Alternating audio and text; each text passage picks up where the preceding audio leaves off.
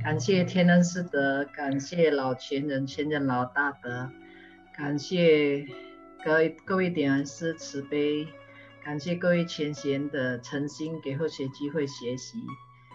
Terima kasih atas ketulusan dari para bijaksana sehingga kembali hari ini kita berkesempatan belajar bersama-sama bab 79 yaitu bukti hutang. Para bijaksana yang Hoshe hormati, bab 79 tinggal tiga bab lagi, 79, 80, 81. Maka kelas Tao Te Ching kita ini lulus sudah, tamat sudah. Tetapi ada beberapa para peserta yang bergabung pada pertengahan, ada juga yang bergabung pada saat hampir mendekati akhir, sehingga mereka mengatakan bahwa kalau bisa diulang, tapi kata Hoshe itu kalau diulang panjang lagi. Jadi Hoshe menganjurkan untuk kalau ada yang perlu silakan minta di Google Dropbox-nya. Di situ ada semua dari chapter 1 sampai ke 81 nantinya ada di sana. Bisa minta linknya. Para bijaksana bab 79 ini dilihat dari judulnya saja sudah cukup unik ya. Judulnya itu adalah bukti hutang. Para bijaksana yang Hoshe hormati, biasanya kalau kita ada kontrak kerjasama, biasanya kita lakukan perjanjian di atas kertas bermaterai, kemudian ditandatangani oleh kedua belah pihak. Itu namanya bukti hutang. Ya, jadi kontrak kerjasama. Dan kontrak perjanjian ini biasanya sah secara hukum negara dan tidak bisa diganggu gugat. Dan kalau misalnya terjadi penyimpangan yang tidak sesuai dengan kontrak, maka bisa dilakukan penuntutan secara hukum. Dan itulah yang dimaksud dengan bukti hutang. Tetapi kalau kita pelajari kembali lagi Lao Tzu dengan kebijaksanaan beliau yang luar biasa sekali. Beliau tidak mengurusi hal-hal utang piutang dunia. Tujuan dari pembahasan beliau bukan ke sana. Bukti hutang yang disampaikan oleh Lao Tzu tidak ada sama sekali hubungannya dengan hal uang di dunia ini. Tetapi di dalamnya ada makna tersirat yang sangat dalam sekali. Para bijaksana yang Hoshe hormati, bahwa sejak kita lahir ke dunia ini karena dorongan karma, maka dorongan karma kita disebut sebagai hutang karma. Setiap orang datang ke dunia ini berbeda-beda. Ada yang datang dengan hutang karma, ada yang datang dengan karma baik. Jadi setiap orang berbeda-beda. 60.000 tahun kita lahir mati di dunia ini. Setiap orang pun sudah, mungkin satu orang tuh sudah pernah lahir dan mati itu ribuan kali. Juga dalam bentuk tubuh yang berbeda, kadang perempuan, kadang laki-laki, kadang di alam dewa, kadang di alam manusia, kadang di alam binatang, mungkin juga di neraka, mungkin juga kita berkelana di penjuru semesta raya. Tetapi selama itu, dalam ribuan kali lahir matinya kita, tidak ada satu kali pun kita menyadarinya. Tidak ada satu kali pun kita hidup dengan betul-betul sadar proses dari kehidupan kita yang terus-terusan lahir mati tidak ada habis-habisnya. Sekarang setelah kita mendapat petunjuk suci, ada kesempatan bagi kita untuk sadar bahwa kita sudah 60.000 tahun terikat kepada keakuan yang palsu. Datang membayar hutang karena dorongan karma. Di dunia ini harus melewati semuanya, membayar. Kemudian setelah dalam menjalankannya tidak sadar lalu melakukan dosa yang baru.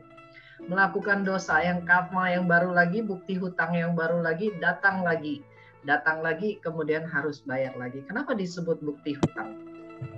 bukti hutang adalah seperti yang tadi disampaikan, surat kontrak yang nggak bisa diganggu gugat. Itu tidak bisa dihilangkan, haknya itu jelas dan nyata. Lalu di mana bukti hutang kita? Yaitu ada di alaise kita, di bawah sadar kita. Bawah sadar kita adalah kapasitas dari kita punya linghun, ya, salah satu dari hun kita, kesadaran kita. Manifestasi dari roh kita. Bagian manifestasi dari roh kita. Jadi boleh dikatakan juga adalah roh suci kita, hanya saja masih dalam bentuk hun. Jadi karena linghun kita ini adalah keluhuran, maka apapun yang kita lakukan selama 60.000 tahun itu tidak akan pernah luput dari rekaman di sana. Tidak ada yang ketinggalan, tidak ada yang bisa hilang dari sana tidak tercatat. Maka 60.000 tahun pun tetap akan tercatat di bawah sadar kita. Demikianlah itu yang dimaksud dengan bukti hutang yang tidak bisa terbantahkan. Kemudian kita masuk ke slide pertama. Lao Tzu beliau mengatakan bahwa setelah selesaikan pertikaian besar, pasti menyisakan kebencian. Bagaimana bisa dianggap sudah baik? Para bijaksana yang dimaksud dengan pertikaian besar tentunya hal-hal yang menyebabkan kerugian dari orang lain, orang tertentu atau orang banyak, ataupun misalnya seperti peperangan atau permusuhan atau mungkin saling berebut harta warisan atau apa kekacauan dari kejahatan, itu namanya pertikaian besar.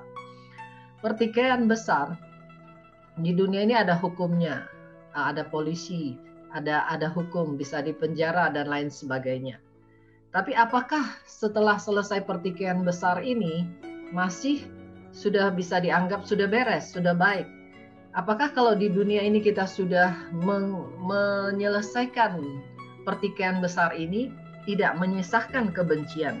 Ataukah di alaise kita itu sudah bersih total? Tentunya tidak demikian. Masih ada. Karena apa?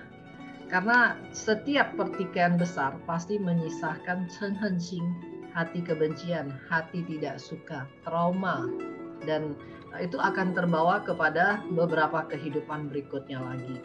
Jadi kalau masih menyisahkan kebencian, chen-hen-xing, pasti masih membawa rasa penasaran ini pada kehidupan berikutnya.